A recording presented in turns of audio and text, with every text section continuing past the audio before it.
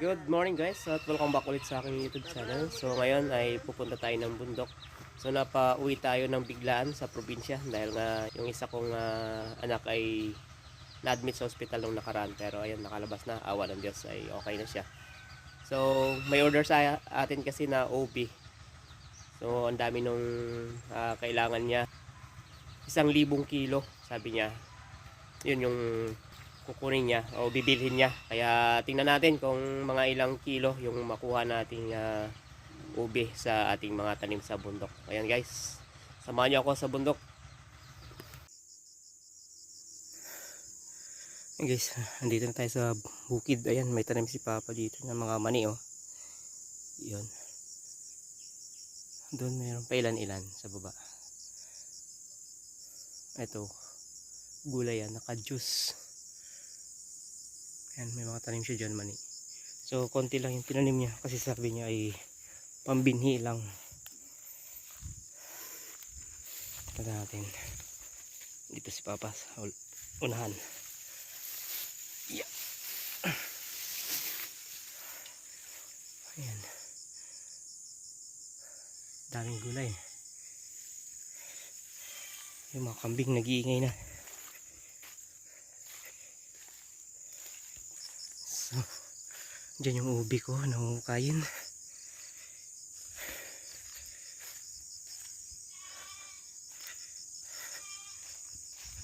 Ay, kambing.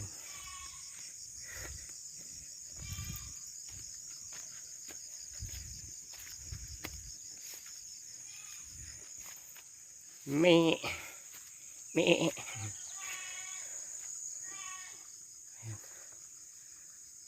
Si Papa.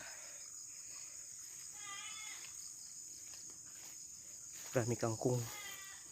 Puro kangkong. Punta dun. Dan ito singkamas. Singkamas. Ayan. Suga ng kambing. Hello. Ilang kahon itong tinaniman mo ng singkamas? Ito lang. Ito lang, papunta doon.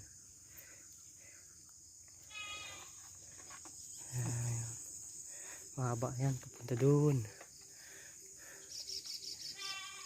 Ang daming kambing. Nag-iingay.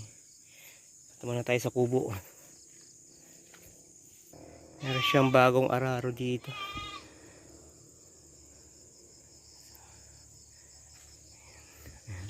Nag-iingay yung kambing, na iwan siya. Ang iba nandun na sa baba. Ang saging ni Papa, nakakandahinog lang dito.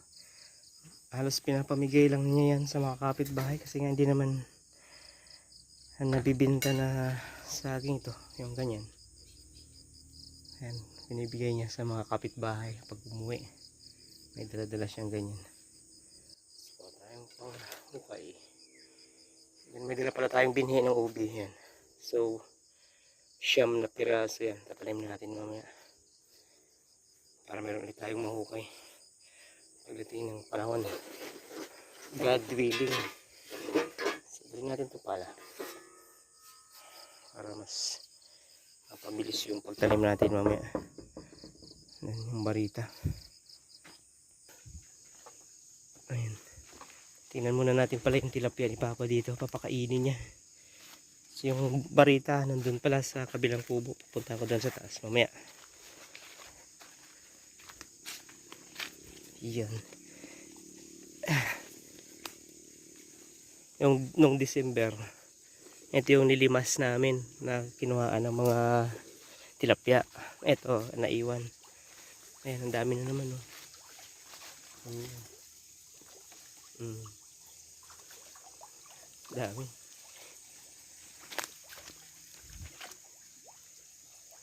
Yun. Ayun ko nga, hindi yan. Ito pa, ayusin mo yan. Ipag-isahin mo yan, kahon na yun. Tapos lalagyan mo ng ano doon, daanan ng tubig. Meron na ba? Daanan na talaga ng tubig. Pag tag-ulan, di ba ito, lumalaki yung ano dito, tubig? Lalagyan ko lang ng hose Ah, para para umapaw doon. Dito pwede dumaan pa, papunta doon sa kabilang kubo. Masukal. Masukal dito. Sige. Nakas. Ano na yung saging dyan, baka nahinog na naman. May mga saging ka dyan. Meron dyan, isa. Meron nga daw, nahinog na. Sa, Banda raw, dadaan na. Kukunin natin yun. naglitawa, no? Titignan ko. Ayun, baka hinog na yun. Matagal kong hindi hinog na. Okay, yan. Ayun, pag mga May saging palang kukunin si Papa dyan. Punta ko muna yung barita doon sa kabilang kubo. Ayan, ito yung mga tapos na ni Papang araruhin. Yun. Papunta doon. Kalawak na. Ito. Ayan, pababa. May naiwan pa. Ito.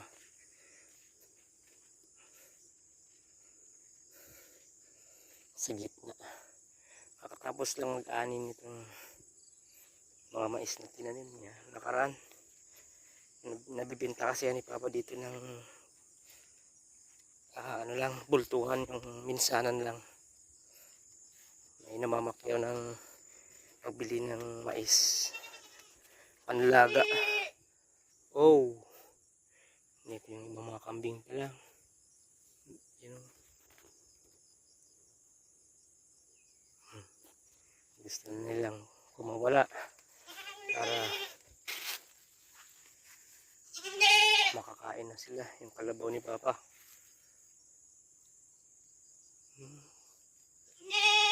Saan kaya yung barita?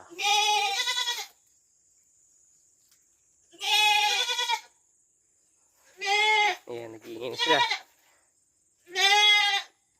Nalaman nila may tao na dito eh.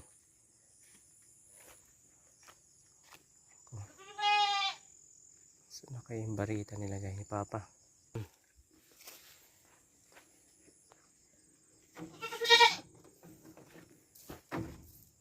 Paano itong pagbukas pa? Pa loob?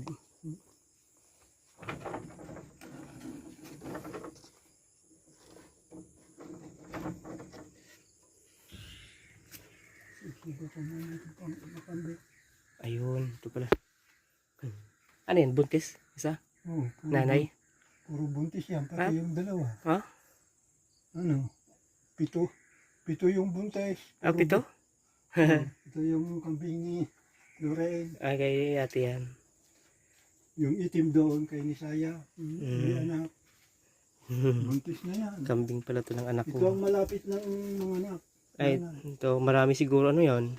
Baka dalawa Anak. siguro, tatlo. Ito kasi mga ganito, pag mga unang anak, mga tagi-isa lang. Oo. Halos, ganyan. Ni... Susugat muna. Tapos susunod na lang yung iba niyan pa. Oo. Pag hinatak mo yung isa, hinila. Susunod na lang yung iba. Ito anak nung nandoon, dito naman sumasama. Ay, nasanay siya dito. Nasanay na siya dito kahit nakita yung ina. Hindi na siya sumama doon. Lalaki pala itong isa. Lalaki. Laki na itong nanay oh.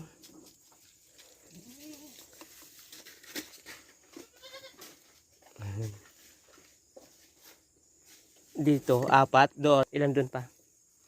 Ano yun nandoon? Ay, 6 yung nandun. Ang dami na pala. Pag ano mo yan, saan mo ilalagay yung ano pa? Yung wire na pang bakod mo doon? Hindi, doon sa kabila. Doon lang sa baba? Doon sa pinaka-tuktok na. Ah, Malapit sa poste. doon lang. Babakurin ko yun. Doon mo sila pakawalan. Pero pagka tag-araw, ilalabas ko din. Pag tag-ulan lang sila doon. Tara, okay na ako ng ubi guys. So, dali natin to. Lagyan natin ng ubi. Tapos mamaya hakutin ko lang yun kung gaano ba karami yung ating makukuha. Kung gaano karami yung makukuha natin. Dadali lang muna natin dito yun. Then bubuhatin ko hanggang doon sa taas. At magpapasundo ako sa kulong. Yan. Para isang kadalahan lang pababa. Yan. Then yung ating pangtanim na ubi. So guys, buhay probinsya muna tayo ngayon.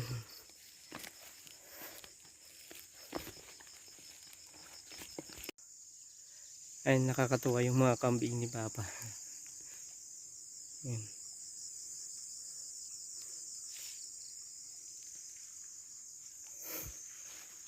Yung isa nandun.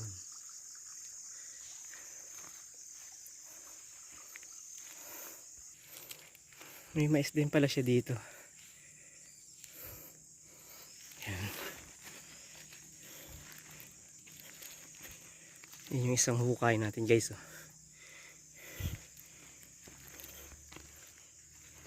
Yan. Ito. Yan. Gabundok. So, tingnan natin kung kaano siya kalaki. Tapos mamaya tatanim ulit tayo. So tatamnan ulit natin yung area na to para meron ulit tayong mahukay pagdating ng panahon. May mga bunga na nahuhulog. Tutubo din to ulit sila. So gawin lang natin konti yan. May pambinhi ulit.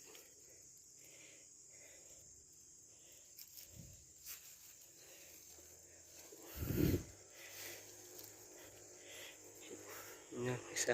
Medyo lumalaki-laki na.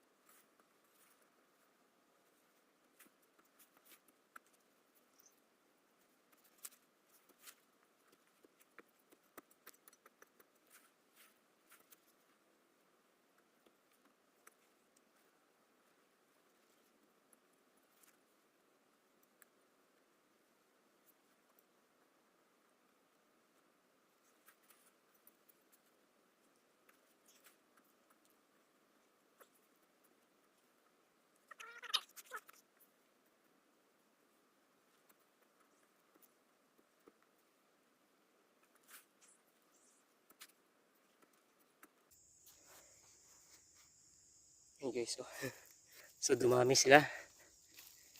Ayan, sa dalawa, tatlo. Yan, medyo malalim pa. Kaya kain pa natin yan. So, yan guys. Kukain na natin paligid. So, malambot na to kuhain. Yan o. Yo. Oh. Lapad. Meron pa dito. So, yan, magulang na siya kasi February na ngayon. Hanggang June pa itong season ng ubi guys. Kaya yan o, ganda o. Ito pa isa. Yun.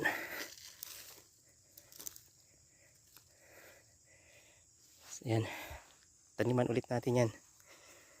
Yung ating nahukayan, taniman ulit natin. Yan, meron pa tayo dito huhukayin. Lumalabas na yung laman niya. Ito. Tingnan natin kung puro. Ay, ang tataba ng saging ah. Yan ang ating ubi. Okay.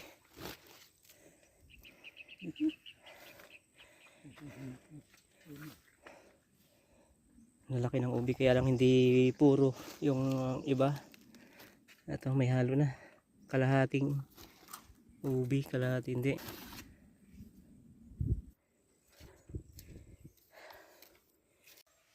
So ayun guys, konti lang yung nakuha natin na purong ubi. Itong part lang na to. Hindi ko lang alam kung may 15 kilos yan.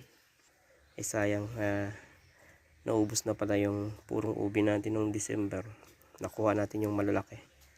Kaya ito natitira, hindi na siya puro. Parang ano lang, mix lang siya na ano, kulay. Siguro ito mga to try kong ipaano sa kanya kay Mrs. Baka sakaling kukunin din niya, pero sabi ko kahit mura na lang basta mabinta yan. Siguro itong papunta dito mga 30 kilos siguro yan. So kailangan pa naming magtanim ng mas marami kasi nga may time talaga na ganito na maraming naghahanap ng ubi.